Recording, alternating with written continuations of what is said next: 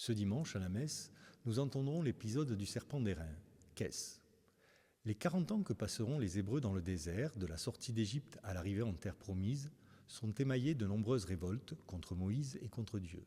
On en reparlera sûrement, je vous invite à lire les livres de la Bible, les premiers en particulier. Le serpent d'airain est une de ces révoltes qui obéit toujours au même schéma. Révolte, punition divine, demande de pardon, salut. Ici, nous sommes dans l'une des dernières révoltes. Le peuple est là, fatigué, lassé de la manne, cette nourriture donnée chaque matin. Alors, face à la révolte, Dieu envoie des serpents brûlants. Ils mordent, ils tuent. Le peuple se ravise, reconnaît sa faute et demande pardon. Dieu pardonne, mais ne retire pas les serpents.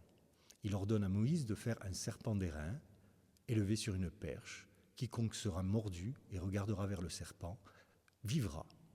Lever les yeux, c'est chercher plus loin que l'objet, vers Dieu qui sauve.